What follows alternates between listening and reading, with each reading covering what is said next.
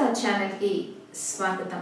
మన రాజసుధా ఛానల్ ద్వారా మరి అనేక సమస్యలకి చక్కటి పరిష్కార మార్గాలు సక్సెస్ కి టిప్స్ ఎన్నో మనం తెలుసుకుంటున్నాం। ఈ రోజు మనం తెలుసుకోబోయే ఆసక్తికరమైన అంశం నాగ పంచమి గరుడ పంచమి అంటారు। అసలు ఈ గరుడ పంచమి ఏంటి, ఈ గరుడ పంచమి యొక్క విశిష్టత ఏంటో తెలుసుకుందాం। నాగపాముకి గరుడుడికి పడదు కదా, గ్రద్దకి నాగపాముకి పడుతుందా? పడదు। మరి నాగ పంచమి రోజే గరుడ పంచమి ఎందుకు వచ్చిందో తెలుసుకుందాం।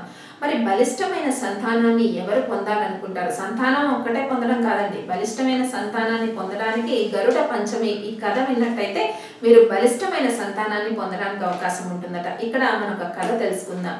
చాలా వరకు కశ్యప ప్రజాపతికి ఇద్దరు భార్యలట, వినత కద్రువ। వినతకి 2 గుడ్లను సంతానంగా ఆయన ప్రసాదిస్తే కద్రువకి 100 గుడ్లను ప్రసాదించాడట। ఆ 100 గుడ్లు కూడా పాములై సంతానం కలిగింది కద్రువకి। అది చూసి తన సవితికి తొందరగా సంతానం పుట్టాలని వినత చాలా బాధపడిందట। తనకి 2 గుడ్లనే భర్త ఇచ్చాడు కాబట్టి ఒక గుడ్డును తొందరగా చిదిపిందట, తొందరగా సంతానాన్ని పొందాలని। చిదిపేసరికి ఆ గుడ్డులోంచి అనూరుడు అని ఒక బాలుడు వచ్చాడట। పూర్తిగా పరిపక్వత చెందలేదట బాలుడు, తొడలు లేకుండా జన్మించాడు, అంగవైకల్యంతో జన్మించాడు అనమాట। అతను చాలా ఎర్రటి శరీరంతో బయటకు వచ్చి తల్లిని శపించాడట।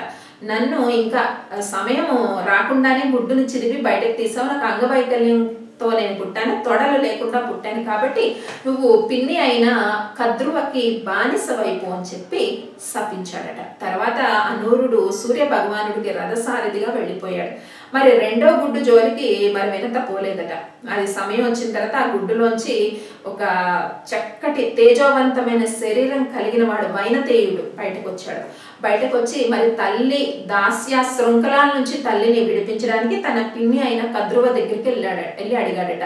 అప్పుడు కద్రువ ఏం చెప్పిందట, తన కుమారులకు దేవలోకం నుంచి అమృత కలశం తీసుకొని వస్తే నీ తల్లి యొక్క దాస్య తనం నుంచి నేను విడిపిస్తాను అని చెప్పిందట। మరి ఆ విషయమై మరి వైనతేయుడు గరుడు దేవలోకానికి వెళ్ళి అమృత కలశాన్ని ఇంద్రుడితో పోరాడి తీసుకొచ్చి దర్భల మీద పెట్టాడట। దర్భలు అందుకే అంత పరమ పవిత్రమయ్యాయట। తర్వాత మరి అమృతం అన్నాడు కానీ తినిపిస్తాను అనలేదు కదా వాళ్ళతో, కాబట్టి ఈ రకంగా తన తల్లికి దాస్యతనం నుంచి విముక్తి కలిగించాడట గరుడు। కాబట్టి ఈ గరుడ పంచమి నాగ పంచమి రోజు ఎవరైతే ఈ కథ వింటారో మీకు బలిష్టమైన సంతానము, ఆరోగ్యకరమైన సంతానము పుట్టడానికి అవకాశం ఉంది। మరి వినత కద్రువ, వినతకి పుట్టినవాడు వైనతేయుడు గరుడు, కద్రువకు పుట్టిన వాళ్ళే పాములు అనమాట।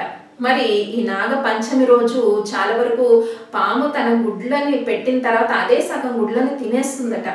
ఎందుకంటే ఉచ్చయ స్రవములందు నల్లగా చూపించమంటే చూపించలేని తన కుమారులను కద్రువ శపించిందట। కద్రువ శపిస్తే బ్రహ్మంగారు అభయం ఇచ్చారట। ఈ నాగపంచమి రోజు పాములను కాపాడుతానని చెప్పి బ్రహ్మంగారే అభయం ఇచ్చారట। జయంజయుడు సర్పయాగం చేస్తూ ఉంటే అజేయుడు వచ్చి ఆ సర్పాలకు అభయం ఇచ్చిన రోజే ఈ నాగపంచమట। కాబట్టి నాగపంచమి రోజు సర్పాలను పూజించాలి, నాగ దేవతని పూజించాలి। మన మంత్రం కూడా చెప్పుకున్నాం కదా, చాలా వరకు తత్పురుషాయ విద్మహే కద్రువ వంశాయ ధీమహి, కద్రువ కుమారులు మరి సర్పాలని చెప్పుకున్నాం। కద్రువ వంశాయ ధీమహే తన్నో సర్ప ప్రచోదయాత్। ఈ మంత్రాన్ని ప్రతి ఒక్కరు కూడా పఠించడం వల్ల మీ జీవితంలో ఉండే నాగదోషాలు సర్పదోషాలు అన్నీ కూడా పోయే అవకాశం ఉంది। మరి గరుడ పంచమి కథ కూడా తెలుసుకున్నాం కదా, బలిష్టమైన సంతానాన్ని, చక్కటి సంతానాన్ని, అందమైన సంతానాన్ని పొందడానికి మరిన్ని పరిష్కార మార్గాల కోసం సబ్స్క్రైబ్ చేయండి రాజసుధా ఛానల్। ఈ వీడియోని మీరు లైక్ చేయండి, షేర్ చేయండి, సబ్స్క్రైబ్ చేయడం మాత్రం మర్చిపోతూ వీక్షించండి రాజసుధా ఛానల్।